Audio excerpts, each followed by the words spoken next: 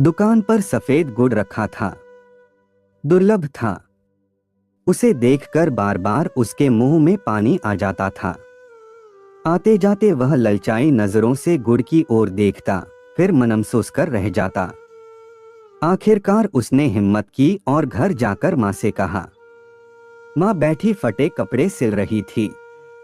उसने आंख उठाकर कुछ देर दीन दृष्टि से उसकी ओर देखा, फिर ऊपर आसमान की ओर देखने लगी और बड़ी देर तक देखती रही। बोली कुछ नहीं। वह चुपचाप माँ के पास से चला गया।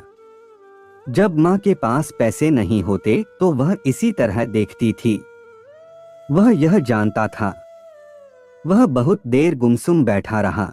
उसे अपने वे साथी याद आ रहे थे जो उसे चिढ़ा चिढ़ा कर गुड़ खा रहे थे। ज्यों-ज्यों उसे उनकी याद आती, उसके भीतर गुड़ खाने की लालसा और तेज होती जाती। एकाध बार उसके मन में माँ के बटुए से पैसे चुराने का भी ख्याल आया। यह ख्याल आते ही वह अपने को धिक्कारने लगा और इस बुरे ख्याल के लिए ईश्वर से क्षमा मांगने लगा। उसकी उम्र 11 साल की थी। घर में माँ के सिवा कोई नहीं था।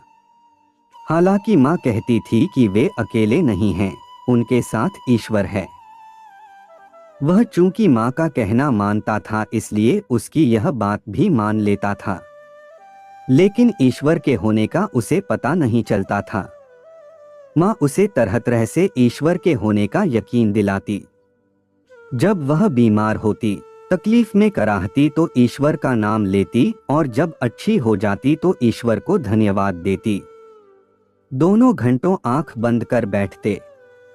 बिना पूजा किए हुए वे खाना नहीं खाते। वह रोज सुबह शाम अपनी छोटी सी घंटी लेकर पालथी मारकर संध्या करता। उसे संध्या के सारे मंत्र याद थे, उस समय से ही जब उसकी जबान तोतली थी। अब तो वह साफ बोलने लगा था। वे एक छोटे से कस्बे में रहते थे। माँ एक स्कूल में अध्यापिका थी।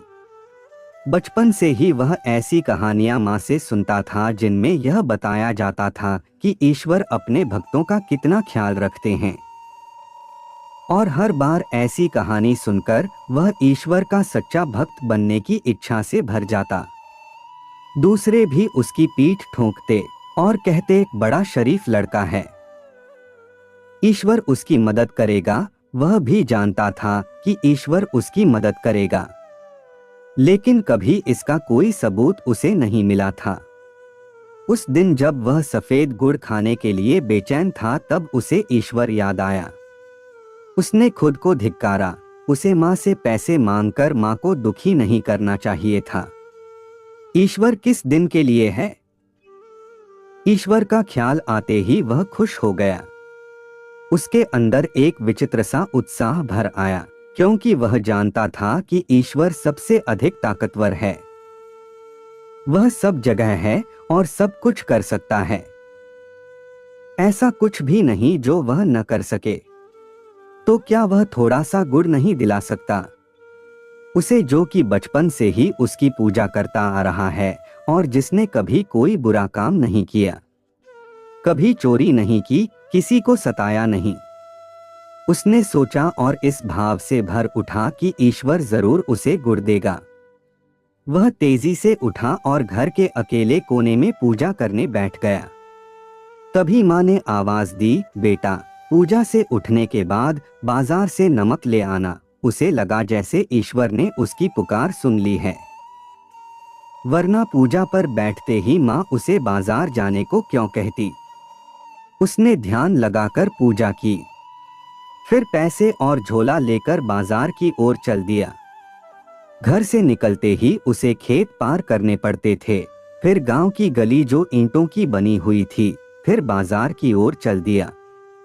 उस समय शाम हो गई थी। सूरज डूब रहा था। वह खेतों में चला जा रहा था, आंखें आधी बंद किए, ईश्वर पर ध्यान लगाए और संध्या के मंत्रों को बार बार दोहराते हुए। उसे याद नहीं उसने कितनी देर में खेत पार किए, लेकिन जब वह गांव की ईंटों की गली में आया तब सूरज डूब चुका था और अंधेरा छाने लगा था। लोग अपने अपने घरों में थे। धुआं उठ रहा था। चौपाए खामोश खड़े थे। नीम सर्दी के दिन थे। उसने पूरी आंख खोलकर बाहर का कुछ भी देखने की कोशिश नहीं की। वह अपने भीतर देख रहा था, जहां अंधेरे में एक झिलमिलाता प्रकाश था, ईश्वर का प्रकाश। और उस प्रकाश के आगे वह आंखें बंद किए मंत्र पाठ कर रहा था। अचानक उसे अजान की आवाज सुनाई दी। गांव के सिरे पर एक छोटी सी मस्जिद थी। उसने थोड़ी सी आंखें खोलकर देखा। अंधेरा काफी गाढ़ा हो गया था। मस्जिद के एक कमरे बराबर दालान में लोग नमाज के लिए इकट्ठे होने लगे थे। उसके भीतर एक लहर सी आई, उसके पैर ठिठक गए, आंखें पूरी बंद हो गईं। वह मन ही मन कह उठा, ईश्वर यदि तुम हो और सच्चे मन से तुम्हारी पूजा की है तो मुझे पैसे दो। यहीं इसी वक्त वह वहीं गली में बैठ गया। उसने जमीन पर हाथ रखा। जमीन ठंडी थी। हाथों के नीचे कुछ चिकना सा महसूस हुआ। उल्लास की बिजली सी उसके शरीर में दौड़ गई। उसने आंखें खोलकर देखा। अंधेरे में उसकी हथेली में अठन्नी दमक रही थी। वह मन ही मन ईश्वर के चरणों में लौट गया। खुशी के समुद्र में झूलने लगा। उसने उस अठन्नी को बार बार निहारा, चूमा, माथे से लगाया, क्योंकि वह एक अठन्नी ही नहीं थी, उस गरीब पर ईश्वर की कृपा थी। उसकी सारी पूजा और सच्चाई का ईश्वर की ओर से इनाम था। ईश्वर जरूर है, उसका मन चिल्लाने लगा। भगवान, मैं तुम्हारा बहुत छोटा सा सेवक हूं। मैं सारा जीवन तुम्हारी भक्ति करूंगा। मुझे कभी मत बिसराना। उल्टे सीधे शब्दों में उसने मन ही मन कहा और बाजार की तरफ दौड़ पड़ा। अठन्नी उसने जोर से हथेली में दबा रखी थी। जब वह दुकान पर पहुंचा तो लालटेन जल चुकी थी। पंसारी उसके सामने हाथ जोड़े बैठा था। थोड़ी देर में उसने आंख खोली और पूछा, क्या चाहिए? उसने हथेली में चमकती अठन्नी देखी और बोला, 8 आने का सफेद गुड़। यह कहकर उसने गर्व से अठन्नी पंसारी की तरफ गद्दी पर फेंकी, पर यह गद्दी पर न गिर उसके सामने रखे धनिये के डिब्बे में गिर गई।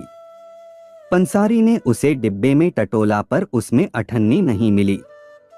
एक छोटा सा खपड़ा, चिकना पत्थर जरूर था, जिसे पंसारी ने निकालकर फेंक दिया। उसका चेहरा एकदम से काला पड़ गया। सिर घूम गया, जैसे शरीर का खून निकल गया हो। आंखें छलछला आईं। कहाँ गई अठन्नी? पंसारी ने भी हैरत से कहा। उसे लगा जैसे वह रो पड़ेगा। देखते देखते सबसे ताकतवर ईश्वर की उसके सामने मौत हो गई थी। उसने मरे हाथों से जेब से पैसे निकाले, नमक लिया और जाने लगा। दुकानदार ने उसे उदास देखकर कहा, गुड़ ले लो, पैसे फिर आ जाएंगे। नहीं, उसने कहा और रो पड़ा। अच्छा, पैसे मत देना, मेरी ओर से थोड़ा सा गुड़ ले लो, दुकानदार ने प्यार से कहा और एक टुकड़ा तोड़कर उसे देने लगा। उसने मुंह फिरा लिया और चल दिया। उसने ईश्वर से मांगा था, दुकानदार से नहीं। दूसरों की दया उसे नहीं चाहिए, लेकिन अब वह ईश्वर से कुछ नहीं मांगता। आपका समय निकलकर हमारे साथ था, इसके लिए आपका धन्यवाद। अगली बार फिर से मिलते हैं नए और रोचक वीडियो के साथ। चैनल को सब्सक्राइब करना न भूलें। धन्यवाद और शुभकामनाएं।